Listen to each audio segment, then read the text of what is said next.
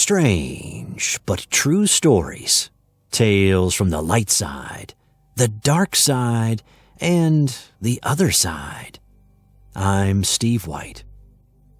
Whether you have been a long-time viewer with us here at SBT or you have signed on in the last few months, you know that we can't help talking about the strange, powerful, and unexplainable forces that are out there in the universe. Here on this planet, there are many who have been witness to the awesome power of something otherworldly. For some, it's fascinating, but for others, the experience is a terrifying glimpse into a realm that most of us never see or encounter. This story was sent to us by a viewer like you, who first felt the enormous power of an entity, and then came face to face with it in all its terrifying glory. To start off, I want to make a few things fully clear. I will openly and proudly admit that I have always been utterly fascinated with strange things, such as the paranormal. As a child, I would experience odd things that were jarring and frightening. However, even at a young age, I learned to approach them with a sense of reason and logic rather than fear and base instinct.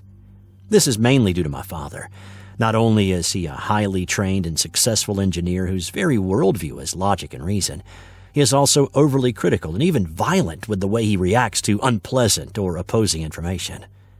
It was his training and awful responses that forced me to collect as much believable data as possible if I wanted to tell of my experiences. Those early encounters and desire to understand them served as the basis for the years of research into many fields of the unexplainable and fantastic that has come to color my life. I'm 35 now, and my knowledge and experience of all things abnormal is quite substantial. Ghosts, vampires, werewolves, quantum mechanics, energy manipulation, the afterlife, alternate realities and dimensions, solfeggio frequencies, resonant harmonics, extraterrestrials, you name it, and I have almost certainly researched it with wide-eyed, childlike wonder, coupled with discerning logic and reason. Too bad there's no college degree for such things. I would hold a doctorate by now if there was such a degree. Going hand-in-hand with research in any field is experience that I also have in abundance, though not nearly as much as I would like. I am extremely sensitive to energies of all sorts and can even command them to a minor degree.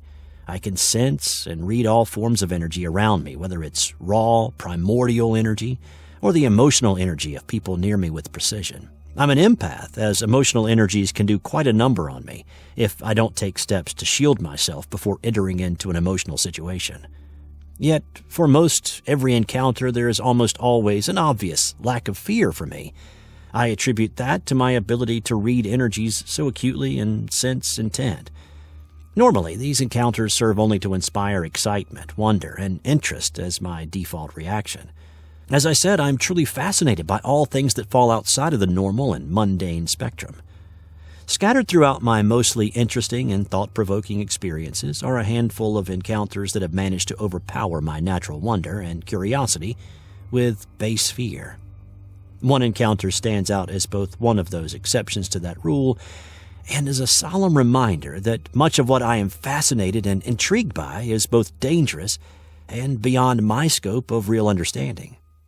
More than a decade after this event happened, just a memory of it overwhelms me with a remnant of the terror I experienced one night in the middle of nowhere. It was the summer of 2004. At the time, I was living in my hometown of Florence, Alabama, in the extreme northwest corner of the state. I had just celebrated my 20th birthday and finished my second year in college. My mother was, and still is, a saint. Out of the kindness of her heart, she was willing to let me continue living at home while I was in school, but with only one condition. She asked that I at least have some sort of income. A few months prior to this incident, I had taken a job as a home delivery newspaper carrier with a local paper for some extra money. I've never been good with large groups of people, and I've always been as much of an individual as one can be. Pair that with severe anxiety, and most normal jobs become a near impossibility for me, something that I still deal with to this day. So this job was perfect for me. 3 hours driving around just delivering newspapers in the most rural areas without anyone bothering me was ideal. I took in a lot of music and a lot of audiobooks on that route. Plus, I got to keep the money from the 2 coin-operated boxes the gas stations I serviced on top of the normal pay. Needless to say, it was a pretty nice setup. That was also the time when my studies into the other side really took off. I was spending quite a bit of time researching the supernatural, and in apparent lockstep, more was happening to me, and my senses were becoming sharper. I had also met others who shared similar gifts. We would organize outings and group research as a way to either confirm or deny whatever it was we might have been looking into at any given time. The area I lived in was historically a very active place and even considered haunted. We were ravenous to put our skills to the test and visited more locations than I can recall collecting data and testing theories. Those days were the most supernaturally active in my life. I was able to encounter more in roughly 3 years than in the 12 after. The actual route that I ended up taking was truly rural. Most of my customers lived on small farms or just out in the middle of nowhere. The first 2/3 of the route were mostly driving between customers. It wasn't until the last third where the aforementioned gas stations were located on a major county road that any semblance of suburban life could be seen. With so little going on between actual deliveries, I didn't have much to do other than listen to music or audiobooks and observe my surroundings. It didn't take me long to realize that those surroundings felt, well, off in certain places. Almost directly halfway through the route, I would cut from one major road to another via 2 intersecting dirt roads, country roads 120 and 121 respectively. Most everywhere else on the route, I would only pick up on a weak and isolated blip of energy that I rarely encountered in the same place twice. These 2 roads, though, were different. Their effects and atmosphere remained constant no matter when I drove through. As soon as I would turn onto the first dirt road, the entire energy signature would change. I felt as though I was entering a different and isolated reality. That sense of separation was made worse by the dense line of trees on both sides of the road, allowing only the road and the sky above to be visible.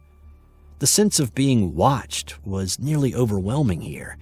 It was as if there were dozens of individual sources of awareness all around me as I sped down those roads. Any researcher worth anything knows better than to go on pure instinct, no matter how strong the urge may be. Almost immediately after realizing there was something setting my senses off, I began taking notes of each day's experience to look for anything that stood out. I wanted to make certain, or as certain as I could reasonably be, that there was really something going on here. After a few months of growing unease, I asked a fellow sensitive to accompany me on a night's paper run. This friend of mine, Amy, was a truly incredible individual in terms of supernatural talent. I'm sure many of you have heard of the concept of the veil that separates our reality from another in our own world, where ghosts, spirits, and other paranormal entities call home. For her, there was no veil. She could see and interact with beings on the other side as if there were no barrier between them. Her reality and perception were such that she was never able to have anything resembling a normal childhood. I suppose that when you are 5 years old with the capability to see and interact with spirits, and gifted with precognition, normal becomes a relative term. And before you ask, yes, we did test and retest her claims time and time again. Amy was unquestionably the real thing.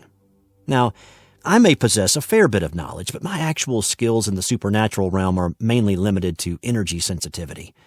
I am able to do some minor energy work akin to Reiki, but nothing remotely spectacular. But my ability to sense energy is insanely keen. Because of this, and the daily notes I would take, I knew that, without a doubt, that those 2 roads had stories to tell. And if I could sense it, Amy would likely be able to see it. Neither of us was prepared for what was about to happen. We picked up my papers at the drop site around the usual 1 a.m. drop time and took off toward my first customer. For the first part of the route, we just talked about various supernatural experiences and theories we had at length, as well as other random small talk and, cutting up. She half marveled, half joked about how far out this route was, citing similarities to Deliverance and the Texas Chainsaw Massacre in jest. I couldn't really argue with her. The route took me way out in the country. I was even startled by a scarecrow of all things at one point, so this is as rural as it gets. As we drew nearer to roads 120 and 121, I grew increasingly nervous. I don't know if it was anticipation or something more like a warning trying to get my attention, but it was enough to show through for Amy to physically see. I tried to keep calm and fight it down so as not to unknowingly affect whatever opinion she may have once we drove through. I wanted as unbiased and clear a result as we could get. Finally, we turned onto County Road 120, and the familiar constricting and otherworldly sense enveloped the car. As soon as my tires met the dirt of the road, Amy went still.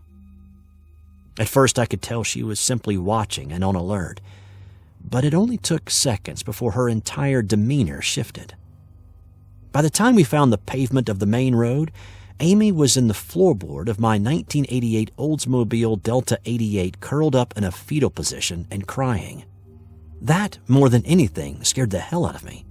This girl was afraid of absolutely nothing that she saw, and she was one who saw and interacted with some intensely disturbing entities. Nothing we had encountered before had seemed to faze her in the least. She was always the one who kept calm when the strangest and freakiest stuff happened. To see her like this now was unnerving beyond belief. I pulled off the pavement as soon as I was able to help her back into the seat and try to calm her down a bit. 10 minutes and an entire grande espresso later, she was able to speak again. Reluctantly, I asked what she had seen that had scared her so badly. I was right to be reluctant because her answer chilled me. I was partially sorry I even asked. She said that within seconds of turning onto that road, she saw hands, dozens of bloody hands, raking and grabbing at my car, accompanied by wailing screams and shrieks. The obvious fear in her eyes was more telling than her description, even as disturbing as it was. It was confirmation of what I had felt, all right, just not quite what I was expecting or even wanting. We finished up the route with far less conversation than when we had started. It may seem like this is where my story ends, but this is only where it takes a darker turn. Amy's experience and affirmation of what I sensed out there was only the point where things picked up and led me to the truly terrifying part of this story. As it was, I was left pondering several problems. One was the immediate issue of what she saw. I was going to be driving that route every day as long as I kept that job. I had no idea if it could be dangerous in any way, which forced me to have to ask if keeping the job was truly worth it. If I quit, I couldn't tell my mother that ghosts had scared me away. For all of her own interest in the paranormal, she wouldn't buy that. In the end, I decided to keep the route, grit my teeth when I would drive down those roads. Hopefully, nothing would physically manifest and happen to me. As the end of the summer was approaching, I was feeling better about the route. 120 and 121 were still eerie as heck, retaining the strange otherworldly and separated quality they always had, but I had learned to push it aside in the few short minutes I had to be on those roads. I figured that, since nothing more had happened after Amy's ride along in nearly 2 months' time, that I should be just fine beyond the energy surrounding me. I turned out to be very wrong. One night, near the end of June, I turned onto County Road 120, and then onto County Road 121, as I had every day for the past 6 or 7 months. As always, that pervasive sense of being somewhere else remained, but as I said, I had forced myself to get used to it. Just a few short seconds after turning onto 121, something rammed into the rear driver's side door with enough force to cause me to begin fishtailing out of control. It proved to be more than I was able to handle, and I ended up ramming into a tree. I was now at a dead stop, my car crippled, on what was now known to be a spiritually active and scary road. My instincts took over as the fear hit me. Hoping that it would still run, I kicked the car into reverse and hit the gas. The car obeyed my command, so I righted myself and gunned it to the main road at the end of 121. From that point to my next stop, one of the gas stations, was a long drive in the country of about 10 minutes. I used that time to calm my racing heart and mind. The whole way there, I watched as a constant thin white cloud of what looked like steam rose from the front of my car. Somewhere in the panic of my thoughts, a rational voice internally groaned at the probability of a hole now in my radiator. When I arrived at the gas station, my nerves were back to functioning levels, though far from okay. My first priority was to assess the damage. I went to the front of the car to see how bad the impact with the tree had been. The entire front fender and grille was caved in a perfect triangle, with the point piercing the radiator, confirming my fears. Wonderful, I thought to myself. It didn't look as bad as it could have been, and I judged that I could likely finish the rest of the route and maybe make it home. The next priority was to see the damage from what hit me. With as hard as the impact was, I was expecting to see the entire rear driver's side door caved in. My God, it was such a hard hit, I felt like a deer randomly decided to boldly hurl itself at the car. What I saw stunned me. There was no damage to the door.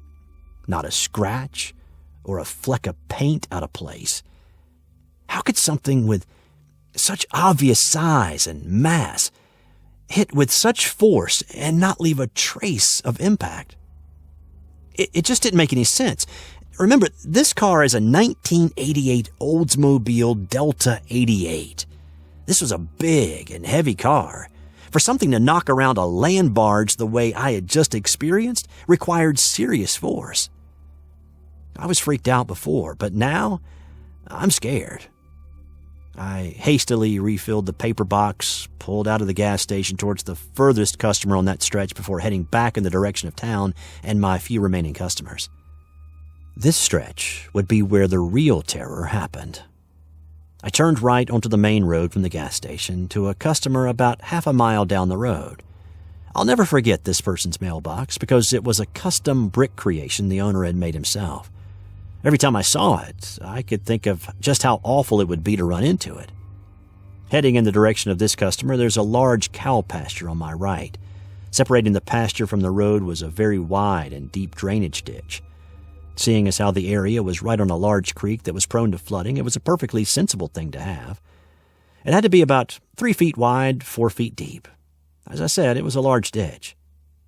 I made it to the mailbox, delivered the paper, and used the customer's driveway to turn around as I did every morning.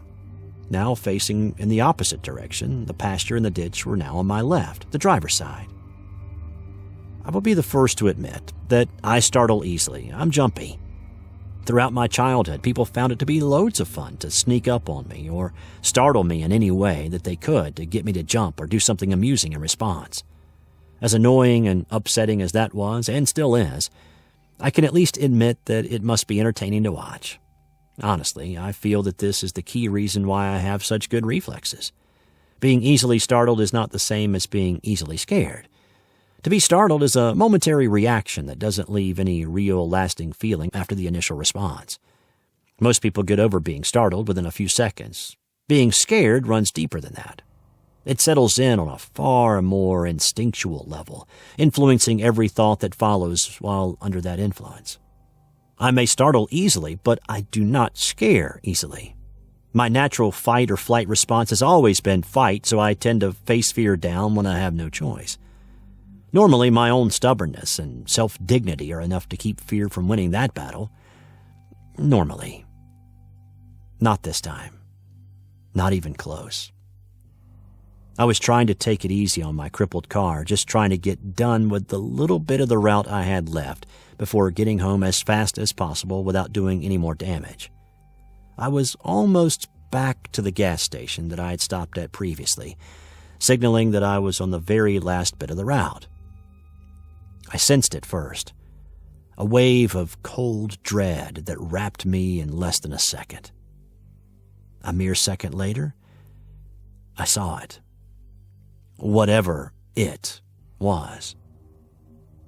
Something was standing in the ditch, and it was huge. It was a solid black mass in the shape of a heavy-set, four-legged animal. I know this thing had to be enormous due to the fact that I could see its entire main body and upper parts of the legs. Given the depth of the ditch, the monster had to be 7 feet at the shoulder. I also had a perfect size comparison just behind the fence directly behind the entity. Running away from it were several cows, all of which were as tall standing on the solid ground where this thing's body alone began.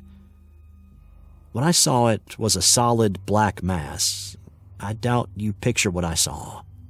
It seemed to have no real physical substance to it, as if it were just shadow or darkness formed into a loose concept of a shape.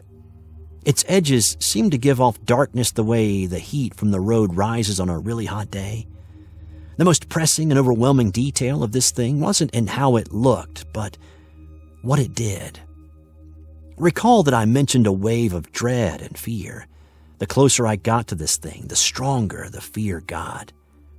It was as if the damn thing was made of terror, radiating it like a star radiates heat and light. As if to put a final emphasis on the encounter, it raised its head from searching in the ditch to look right at me as I passed. There were no facial features to it, just a longish neck with a loosely canine shape atop it for a head. There were no eyes. It had no ears, nose, or mouth. Just a form of living darkness that was now looking right at me. The terror intensified exponentially and my stomach turned to jelly. I floored the gas pedal, took off in a fear-driven panic, utterly forgetting the last few customers remaining on the route. I would be charged for missing them, but I didn't give a damn about that. I just wanted to be out of there. I almost made it home before my car finally died. I had to call my mom to get a tow truck. I told her where I was, and in a few short moments, she pulled up and waved to me to get into her car. As soon as I got into the car, she knew something was wrong. My mom's a career nurse, and a very good one. There's no hiding when something is wrong. I can still see her face and hear her voice as she asked me what was wrong with me. It was as if the panic that was still clinging to me was affecting her. It likely didn't help that I was openly showing signs of extreme fear. All I could do was numbly shake my head and tell her I really didn't know what had happened. It took a day or two for me to calm down enough to be able to tell her, which was met with both skepticism and concern. After that, I spoke to my district manager about transferring me to a different route, which he managed to do within a day or two. When he asked me what had happened, I simply told him that I had hit a deer and wanted to go somewhere with lower populations of them. That was enough for him, and no more questions were asked. I took my new route in the city limits, which I kept for nearly 2 years after. 15 years after that incident, I can tell you that I have had many more supernatural encounters, a handful of them frightening enough to overwhelm my fascination and wonder for the paranormal. However, nothing has terrified me quite like this particular incident did. Nothing I have come across before or since has made me feel so powerless and terrified on the primal level like this thing did.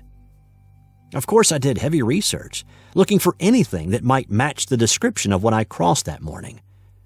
I have discovered many beasties and entities that come close from across many religions, cultures, and regions, but none have been close enough for me to say definitively what that thing was. If anyone out there wants to take a stab at it, by all means, be my guest. I would love to know what scared me so badly. This has been another strange but true story submitted to us by a viewer just like you. So, tell us what you think. What entity could have attacked his car with such force, but with a lack of damage? What did he see standing in that ditch? Let us know what you think in the comments below. And if you have had a similar experience, we would love to hear about it. Send your story to strangebutTrueStories2@gmail.com. Subscribe to our channel and sign up for notifications in the top right corner so you know when the next video drops to our channel. Thanks for all the support. It's greatly appreciated. And thanks for watching this video. I'm Steve White. Until next time.